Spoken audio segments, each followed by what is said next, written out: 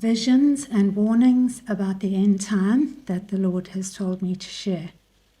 When I became a Christian, as I started to spend more time with the Lord, enjoying His presence, the Holy Spirit began to teach me so many things.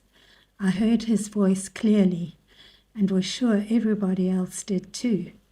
I was confused when no one believed me, and I met very few people in my church then who loved His presence. The first thing the Lord instructed me to do was to keep half my money and give Him the other half. I was at school, so I didn't have much, but I was happy to do it. The financial miracles since then are almost difficult to believe. He is so kind.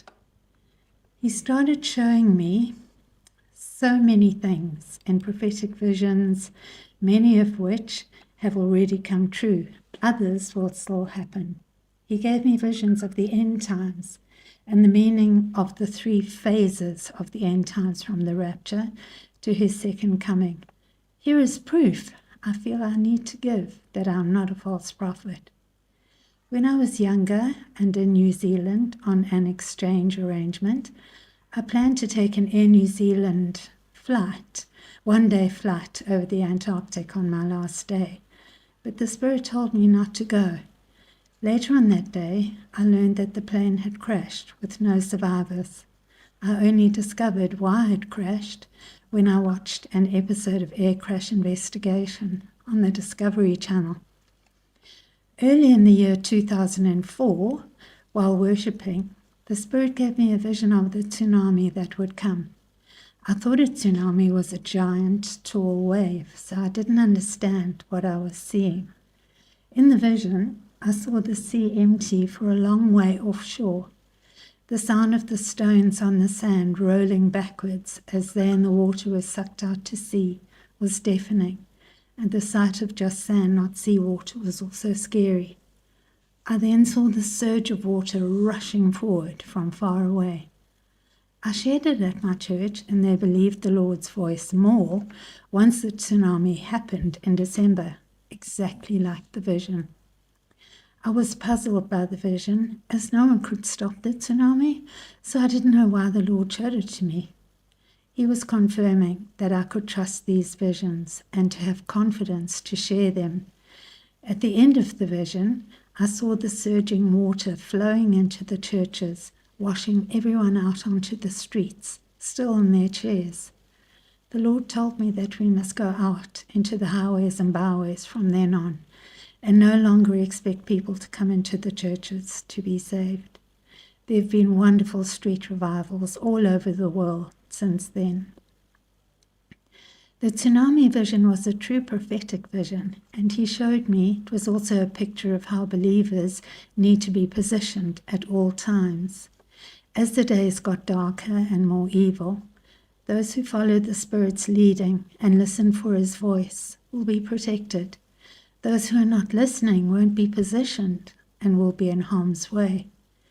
You can either go with the wave, like the surfers and divers did that day, by that I mean follow the Spirit's leading, or be caught off guard and be mown down by the calamity, that is, not listening to His voice to see where to go. No animals were killed by the tsunami, and they knew it was coming and moved to higher ground. How much more will the Lord lead and protect us if we are tuned to hear His voice? Before Jesus was crucified, He told His disciples that Jerusalem would be attacked, and they and other believers were able to escape before it happened. At that time, my husband, who is not a believer, spoke often about divorce because I was a Christian. I had no savings and was worried about the future. An unexpected payment of 200,000 of my currency was given to me because of a contract adjustment. The Spirit showed me what to do with it. I was to buy apartments, put down small deposits, and rent them out. At that time, there was economic upheaval in my country, and no one wanted to buy property. They only wanted to rent it. The Spirit showed me exactly which apartments to buy. 4 years later, the Lord told me to sell them. I didn't know that a property boom was starting, and properties would be sold sometimes on the same day they were listed. In 2 weeks, I had sold all the apartments, each for a 500% increase, more or less, some more, and I now had 1 million of my currency. Amazing God. In 2008, I was given a warning that the financial sandcastles of the world would fall and that believers were not to trust in money without his specific guidance. The crash did happen. A little while later, while interceding with a group, I was given a vision of the Roman Catholic cardinals and the Pope, Benedict XVI, who was in the vision pulling a little cart uphill full of statues and icons. He stopped, put the cart down, and said that he could not go on. The Spirit told me that he would resign as Pope so he could deepen his walk with the Lord. He said change would take place 3.5 years from the time of the vision, which was in 2009, and that the Pope that followed would be a deceiver. I didn't think anything of the Pope resigning because I didn't know that popes do not resign. I found out later. When Benedict resigned in February 2013, I saw the fulfillment of the prophecy and knew that the Pope who followed him would usher in something to deceive people. Sometime after 2013, the Spirit told me that the time of the great shaking and falling away would begin when I saw a specific sign that he gave me. One night, my husband and I were at a quiz, and the quizmaster casually referred to something new that had begun. It was the specific sign of the shaking and falling away that the Spirit had given me. This was followed by a spectacular but frightening vision of the end-time church, in which I was standing inside the basement of an enormous building, and there were groups of people everywhere.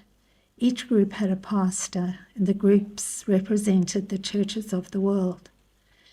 A massive earthquake started to shake the building, and the walls began to crack.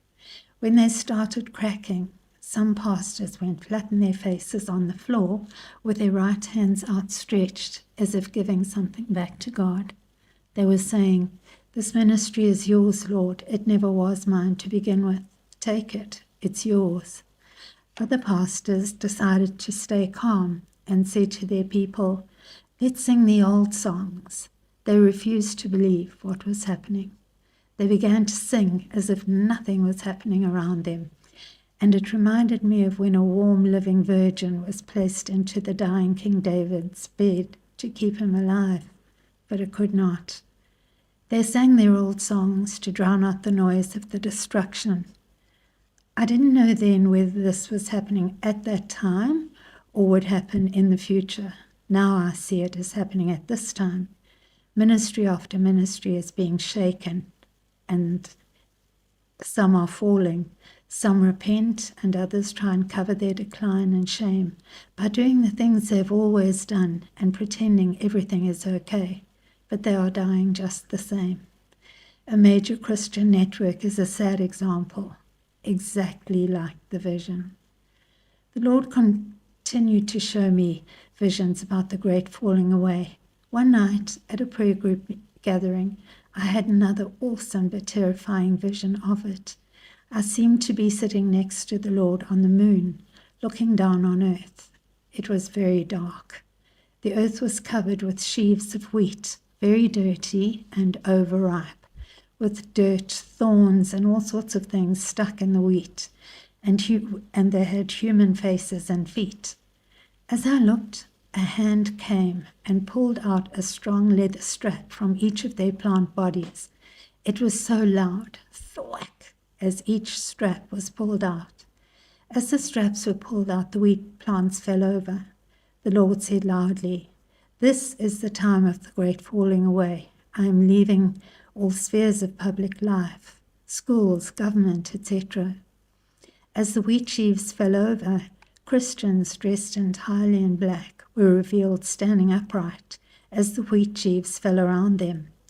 There weren't many of them compared with the wheat plants. The Christians were not wheat sheaves, but proper people, very solemn and reverent. But they couldn't be seen while the wheat sheaves were standing up. Just then, the fallen wheat sheaves were moved away quickly into blackest pitch darkness. The scene quickly changed, but this time I looked down and saw a dividing line vertically around the earth, not horizontally like the equator, but vertically dividing the earth into a right and left half, not top and bottom. The Christians were on the right side of the line, with their toes touching it, going all around the earth, and the wheat sheaves were back in the left half where they had been, and were moving towards the dividing line. The two groups faced each other, and just then the line became a crack that divided the two halves. As soon as the wheat sheaves saw this, some of them jumped across to the right side, but very few made it. The left half, with the remaining wheat sheaves, were moved away into thickest darkness. I told as many people as I could about the vision and emailed pastors, but had no response from anyone.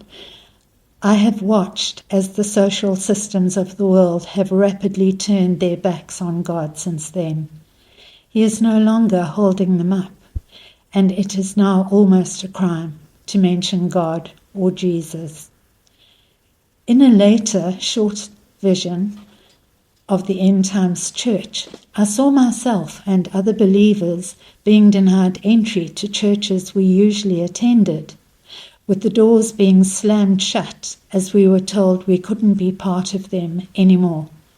When I asked the Lord what would be happening to the remnant believers, he said that he was crucified in shame outside the city, and that this is where we would also go, outside the city or the world and its ways.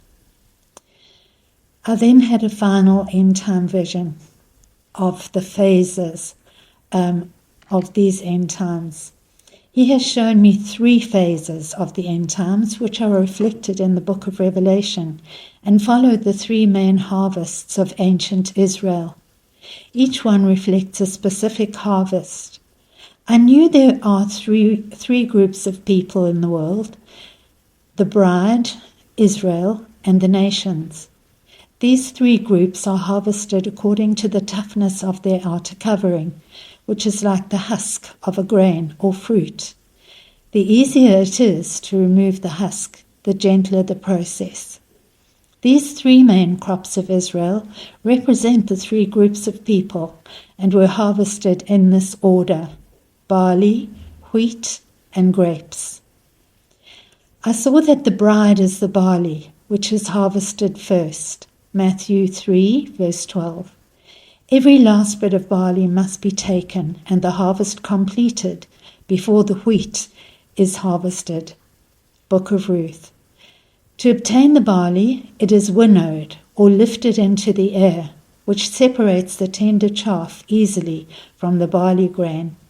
This is the picture of the rapture. We are lifted into the air, and the chaff easily falls off and is burned. Also the book of Ruth, Matthew, etc. We are called to come up hither and watch what will happen. Revelation 4, verse 1.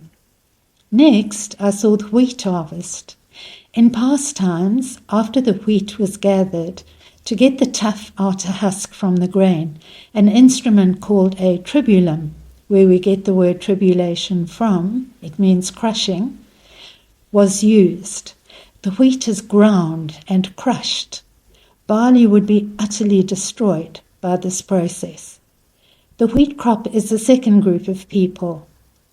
From what I was shown, those who are not part of the bride will recognize the Lion of Judah in Revelation 5, verse 5, as Messiah, when the seals are opened and the tribulation, crushing by the tribulum, begins, during which many will be martyred. Their souls are seen under the altar. Revelation 6, verse 9. Last, he showed me the grape harvest. Revelation 10, verse 11, and Revelation 14 to 20, which is the last of Israel's main harvests. With grapes, which are the nations in the vision, the only way to remove the tough outer skin is to trample them underfoot, to remove that outer layer. These are very sobering visions, but I find their message clear. We can only be barley if the chaff around our lives, the attachment to the world and to ourselves, is minimal and falls off easily. The more attached we are to this world, the more difficult it will be to separate from it. But I know that if we surrender to Him and be soft clay in His hands, He will prepare us for what is to come. When I saw that Charlie Kirk had been assassinated on September the 10th, I actually couldn't believe it like everybody else. I just couldn't believe it. It was such a shock. But as I was thinking of that, I was only thinking of that. The Lord spoke loudly and clearly into my spirit. That's how I know it's Him. And He said, Charlie Kirk is the first barley plant to be plucked. I don't know what that means for the rapture, but I do see what has happened as a result of Charlie Kirk's death, the revival that is coming on the earth. It's amazing, it's wonderful, so like God. I also know that a barley harvest doesn't take one day to happen. A harvest is a season. I don't know what that means for the rapture. God didn't tell me. I have no idea. But what I know is that the barley harvest has begun. And it's wonderful news for me and for all of us, I think. God bless.